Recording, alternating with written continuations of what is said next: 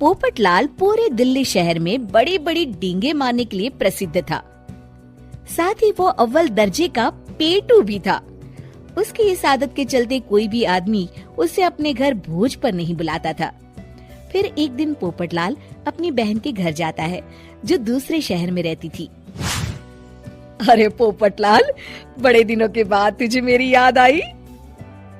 My dear बहना, तू तो जानती है मैं अपने कारोबार में कितना व्यस्त रहता हूँ। हाँ, तेरी बात भी सही है। अब आया है तो कुछ दिन ठहर के जाना। अरे दीदी, ये भी कोई कहने की बात है। श्यामा देवी पोपटलाल को रहने के लिए एक कमरा दे देती है। अगली सुबह पोपटलाल जोर जोर से गरारे करना शुरू कर देता है। नकुल की पत्नी नींद से जाग जाती है और घबराकर अपने पति नकुल को जगाती है। अरे उठिए, लगता है हमारे घर में कोई जानवर घुस आया है। कैसी अजीब अजीब आवाजें निकाल रहा है, मुझे तो बड़ा डर लग रहा है। अरे कोई जानवर नहीं है भाग्यवान, पोपटलाल मामा जी हैं, अपना गला साफ कर रहे हैं। इतनी सुबह सुबह? अभी तो सिर्फ 4 बजे हैं। मामा जी इसी तरह से जल्दी उठ जाते हैं। अच्छा, ठीक है। नकुल की पत्नी जैसे ही सोने लगती है और जल्दी नाश्ता भी करते हैं। क्या मतलब? मुझे अभी उठ के उनके लिए चाय नाश्ता बनाना पड़ेगा? हाँ। अरे मर गई रे, अब मेरा क्या होगा? फिर थोड़ी देर के बाद नकुल की पत्नी मामा जी के लिए चाय नाश्ता बनाने में जुट जाती है। अरे भाई वाह, बड़ी अच्छी खुशबू आ रही है। बहू, जो भी बना रही हो फटाफट ले आओ, जोरों की भूख लगी है। हाँ मामा जी, अभी लाती हूँ। देखते ही देखते पोपटलाल सारा नाश्ता चट कर जाता है। बहू, कल से पराठे में देसी घी ज्यादा डालना, आज कुछ मजा नहीं आया। हे भगवान, इसका नाम तो पेटू लाल होना चाहिए था। पूरे 10 लोगों का नाश्ता अकेले हजम करने के बाद भी इन्हें मजा नहीं आया।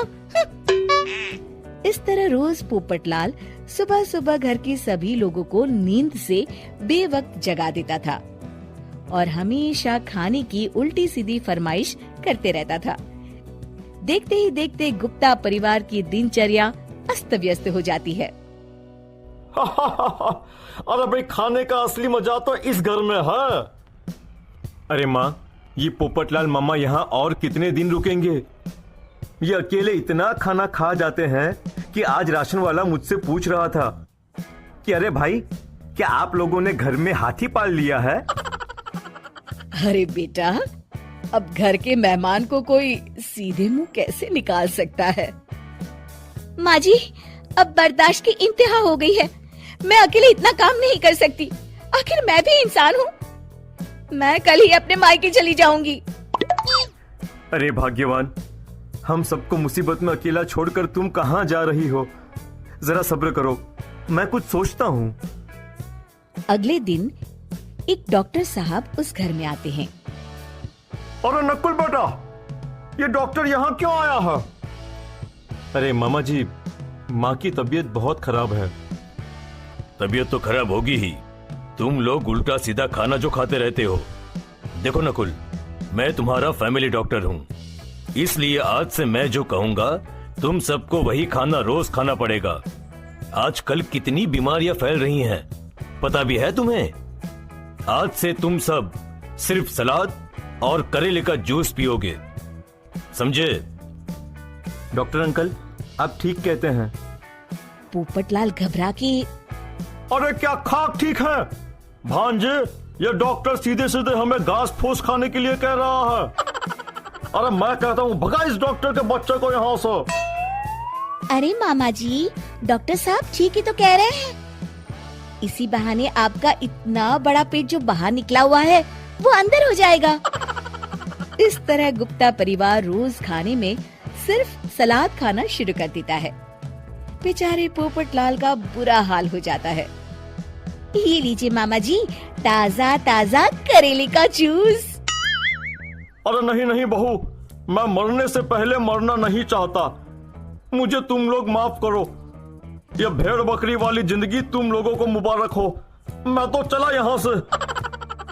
पोपटलाल अगले दिन ही घर छोड़कर चला जाता है। क्यों बेटा नकुल, मेरी अदाकारी कैसी थी? मजा आ गया डॉक्टर। आपने तो बॉलीवुड के कलाकारों को भी मात कर दिया। आपको तो ऑस्कर मिलना चाहिए। बेटा ये थोड़ा ज्यादा हो गया।